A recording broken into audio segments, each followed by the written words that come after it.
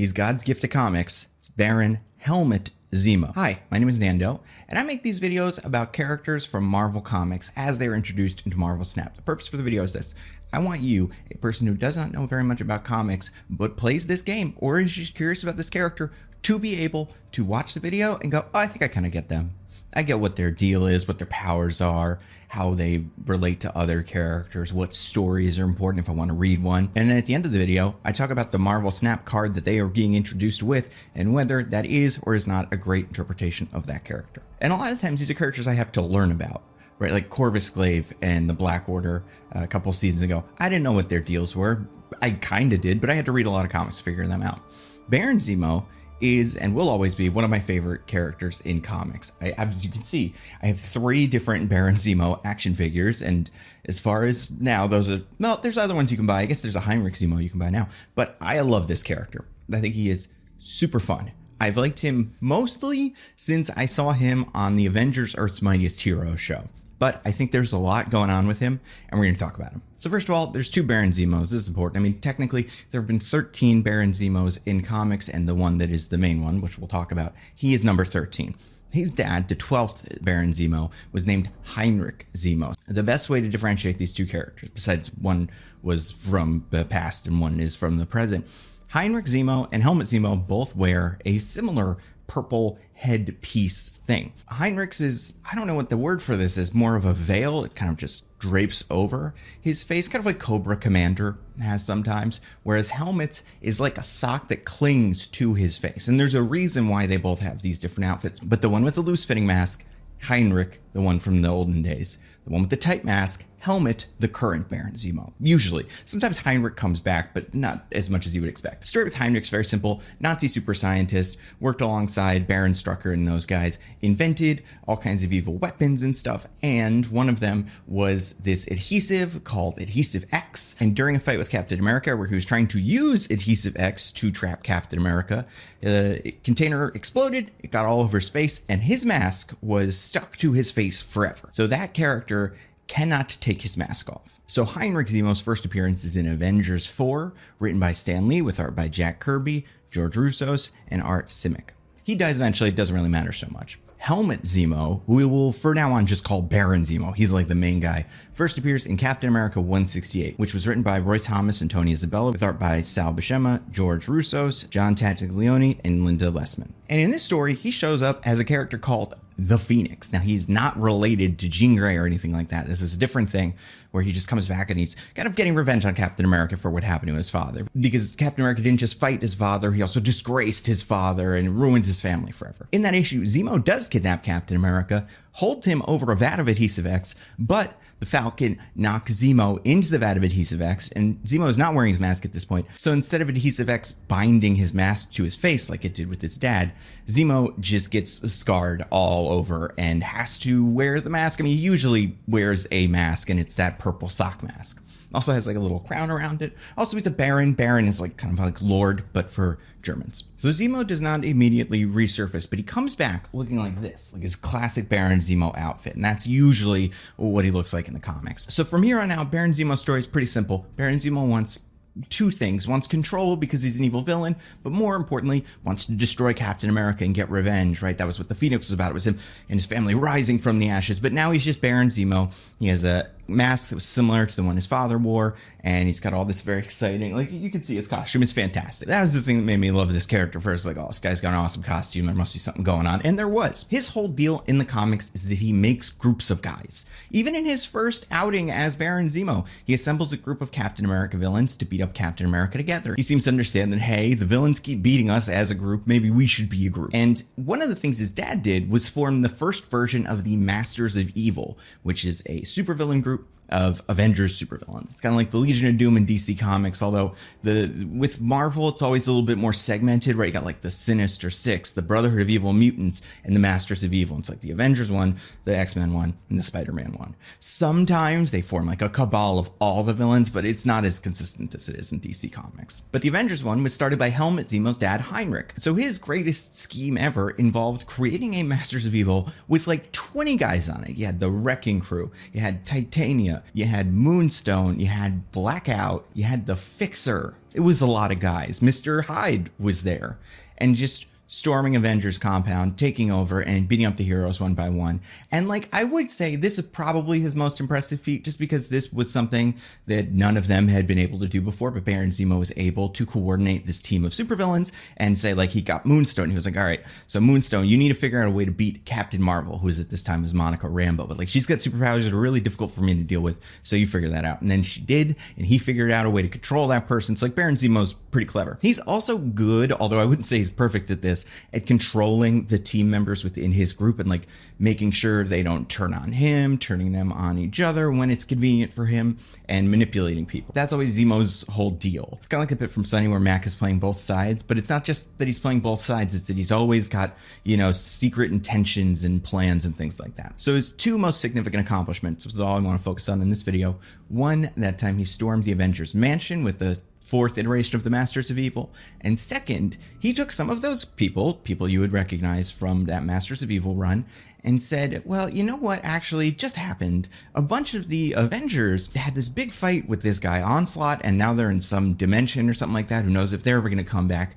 We can pretend to be superheroes and just show up in uniforms, because they just let anybody do that. And we have superpowers, so they'll be like, I guess you're superheroes, and be good guys for a little bit. And then when we get popular, the people love us, we're able to work our way into, like, I don't know, the White House, we can take over. So Baron Zemo created a bunch of new identities for these other heroes, including this one here, which is Citizen V. That's what Zemo looked like. Now, one of the things we'll know about Zemo from looking at these two is he likes to fight with the sword. So it makes sense because Captain America's got the shield. He managed to incorporate that into this character. And Citizen V was a superhero from the 50s or something. He was like a legacy character that wasn't doing anything important. So like, I think Baron Zemo pretended to be that character's grandson. So he led the team as Citizen V. He brought Moonstone on as Meteorite. He brought the Fixer on as a Techno. He brought Screaming Mimi on as Songbird. He brought on Goliath as Atlas, and then he brought on Beetle as Mach 1. And this scheme was very good. Like, this is easily the most success he has had. However, two things happened. One, eventually the heroes did come back, so this power vacuum was filled.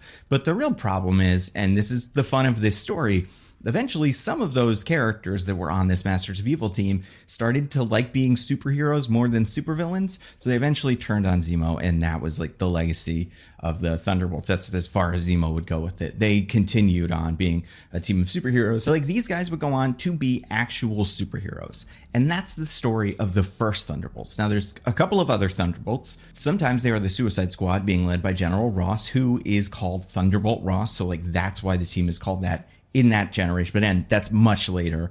And then sometimes they're like the New York superhero team, somewhat sponsored by the government. That is also a thing that they have been. But originally they were this: supervillains masquerading as heroes, pretending to be good guys so that they could get one over on everybody. But if you're like, okay, well, if they're not named after Thunderbolt Ross, why is this scheme called the Thunderbolts at all? And first of all, I think it's cool because it does just feel like a generic name, right? The Avengers, the Thunderbolts, the X-Men, totally works. It's actually from a poem, so I'm going to read. This is from a Tumblr account, Jim into Mystery. There's this couplet in this poem that is, justice like lightning ever should appear, to few men's ruin, but to all men's fear. So it's just like, justice is cool, we like justice. So that's why they call themselves this, based on this poem. Now, what I've learned just researching it is this poem has not always been attributed to who it seems like actually wrote it. According to this, the earliest use of the phrase is in the feminist comedy Sweetman the Woman Hater from 1602. And it was apparently also quoted in Captain Marvel, and more importantly, Black Lightning. This was like Black Lightning's catchphrase. And in the original Thunderbolts comic, this was attributed to an English poet named Thomas Randolph, but it seems like this was something that somebody heard that was who wrote it, and the person kind of misheard that, or somebody made that up. I don't know, but it doesn't seem to be associated with them. But that phrase shows up in their comics, Justice Like Lightning, the Thunderbolts. Besides that, you know, Zemo shows up, does a bad guy thing. He was killed and then merged with his Counter-Earth version, but more or less, those are his two biggest achievements: leading the fourth Masters of Evil to beat the Avengers and forming the Thunderbolts. And at least for a little bit, that plan worked pretty well. As far as his powers and stuff go, like I said, he doesn't have very many superpowers. He's very strong. He's a decent fighter. He's not as good of a fighter as someone like Captain America, which is why he tends to lose fights to Captain America. But like, he's a good swordsman, and he's clever. He's good at manipulating people. Now, he's one of those guys who it's like, how good are you at manipulating people, sir? You keep losing.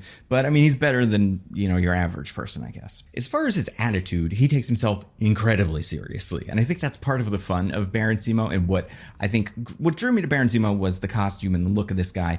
But what really like kept me there was he's so dramatic and so serious, and like thinks he will bring vengeance to the awful Captain America. Like, I think there's a couple of characters that do this pretty well. Magneto is one who does a big evil speech very well, but Baron Zemo loves to do that. Like, he's a very villainy kind of villain. Like, he feels like he's what they're parodying in that Incredibles bit where it's like, oh, he monologues. Also, I guess the Incredibles is what this is, right? Because that's what Syndrome was doing. He was trying to pretend to be a superhero to like earn the love of the public and make money. He also shows up in the MCU, played by Daniel Bruhl. He's been in 2 things, just I guess Captain America Civil War, and then the Falcon and the Winter Soldier. You know, they lent on more of the he's a clever guy, manipulating. He hasn't made an actual team of supervillains yet, which I think would be a great place for him to go.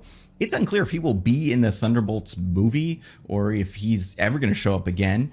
I do like Daniel Bruhl as character, and I like what he did in Civil War, but I do think the thing with Civil War is just you can see concept art of him in the full outfit with the sword and the mask, and you're like, oh man, we were so close, like, we should have just done that. And they did eventually put him in the mask in the Falcon and the Winter Soldier, but that kind of almost showed up when he's like, oh, my famous mask, I'm going to put this on for my one action scene so that I can have worn it, so that it can be in the action figure, which I'm glad they made it.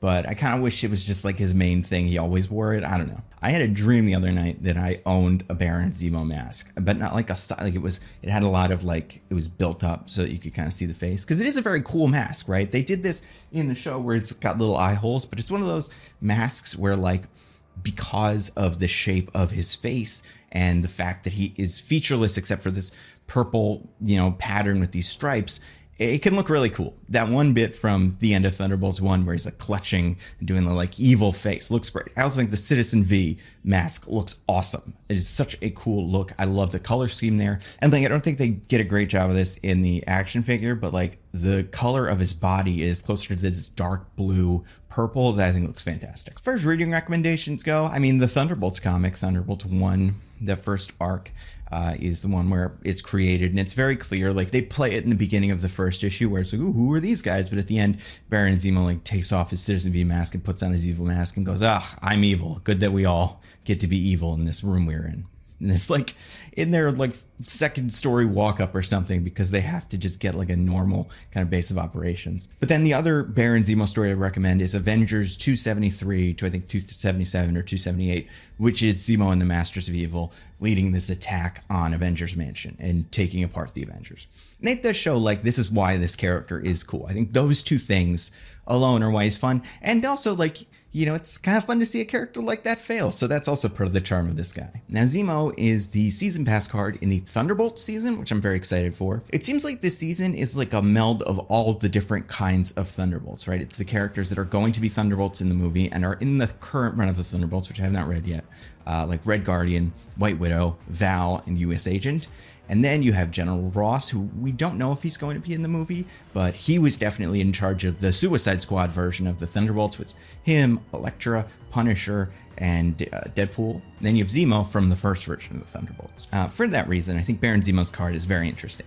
It is currently a 3-cost 5 power, which is a pretty good stat line, and he has the on-reveal ability to recruit the lowest cost card from your opponent's deck to your side of this location.